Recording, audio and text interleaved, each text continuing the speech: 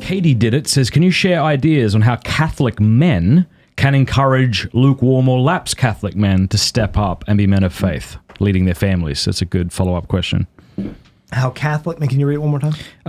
Can you share ideas on how Catholic men can encourage lukewarm or lapsed Catholic men to step up and be men of faith, leading their families? Yeah, and I might punt that one over a little bit to you, because my own experience, I didn't have a lukewarm Catholic faith, right? I went from agnostic-y, atheist-y to burning on fire, way too scrupulous, all of these things, jumping into the faith with both feet, to trying to temper that down for the sake of my spouse and my children, and being a regular human being who can connect with people. I think that men are so drawn towards that fire and that intensity. You know, I got a lot of crap last time because I said I would rather my son join the Taliban than be just a nothing, lukewarm person, because at least that fire I understand and I can work with, even though it's horribly directed fire, right? But there's still a passion and there's still a burning there, and that's so good. In terms of bringing it out, I think we have to remember that we want to, as men, burn for something. And I think that the passivity, the and local football team, right, the lukewarmness, we'll burn for that, right? Is coming. It exists. It is so unnatural, and it's probably being manifest somewhere else, like towards football, like towards Marvel or Star Wars or something like that. And I'm not knocking Marvel and Star Wars. I feel like I have to say it over and over and over again, because I don't want people to say that everything that is not tied directly to the faith in some way is weak. But C.S. Lewis, back to C.S. Lewis, he has a really good quote, and I'm going to butcher it, but the quote is he's talking about masturbation, talking about pornography.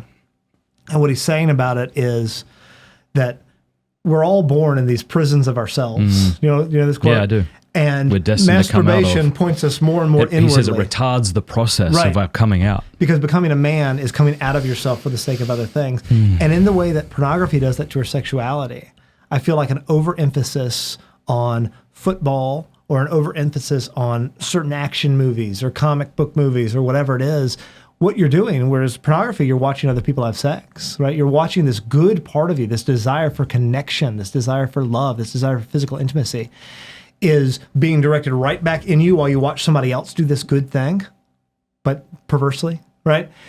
When you're tied up in action movies or whatever, you're living vicariously through these people and not actually doing the good things yourself. Going back to, it is good to fail at real things than to succeed at fake things. Oh, that's excellent. So I think you got to figure out what it is that they are burning for, and then how to redirect. And also, if that's a female asking that, it is. I don't think that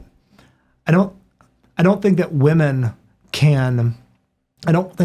can push the men in their life out of that. Just like with mothers, right? Gets to be a time when, I'm already seeing this with my 10-year-old, when he wants to rely less on mom and he wants to be more like dad. And eventually he's going to want to push away from both of us for the sake of becoming a man in his own right.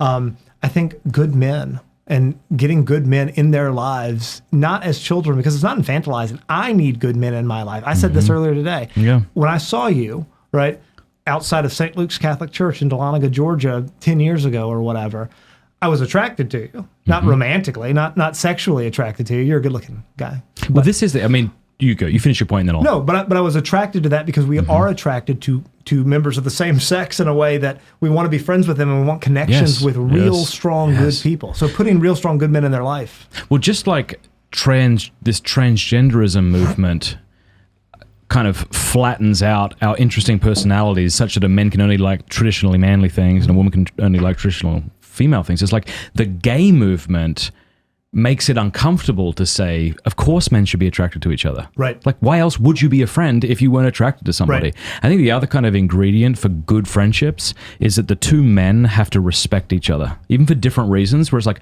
I want to be like you. Right. Even if it's in different aspects. So I guess I would say to this, Katie, I don't know. There might be a men's conference he could attend. There could be videos online that you think he might resonate with. I know apologetics is something that men sometimes relate to and can get a lot more excited about. Well, I talked to so many guys who are converted. They have conversions of the mind before they have conversions of the heart. And while a conversion of the heart and that desire for Christ and salvation obviously is what we're after, attacking the mind of a man is often the better way to go about it. Crystalina Everett's conversion story, which is so beautiful. So beautiful. I have my kids watch it every year in my theology of the body class. She's lovely. But she talks about how her mom told her, like, you really need to go to this thing. You should really go. And she says, okay, I'm going to go for 15 minutes and whatever. That's right. It ends up changing her entire life. And that doesn't stop after high school. That doesn't stop after college, right? Go into those things and hearing those things that are really speaking to the heart and the truth of what makes us human, regardless of your stage in life, I think can really do it. So yeah, men's conference, we have a group at our school called Patriarchs. It's just a men's group where they sit around and they talk every week, and it's amazing. Some of the stories. Yeah, we've started a men's group among some guys here in Steubenville, and I'm excited about the way we're doing it, I got to say, because it's very low key. All we're deciding to do is every Thursday morning at 8 a.m. we meet, and if you can't make it, you can't make it. Right. We're not trying to kind of like force intimacy or force sharing. It's like, what if we just got together? Because life's busy, we have kids, we run in different circles. What if all we did was meet every Thursday at 8 a.m. and had a coffee, and there was no pressure for it to be this like deep, profound thing. Right. And I like that because I think that a lot of the times, or most of the time, friendship is forged. It's through boring encounters with each other. It's not necessarily through these highly intense. Right, through an Exodus 90 group or something like that, which I love. I'm all about some of those things, but there's almost the pressure there of I'm running a race and here's the end. It's my accountability group if I'm struggling with pornography, or it's my Exodus 90 group if I'm trying to grow in this way.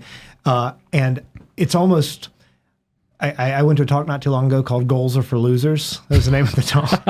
And he tempered it. I'm not saying goals are necessary for losers, but the idea is if you're so goal-oriented, you're missing the forest for the trees every single time, right?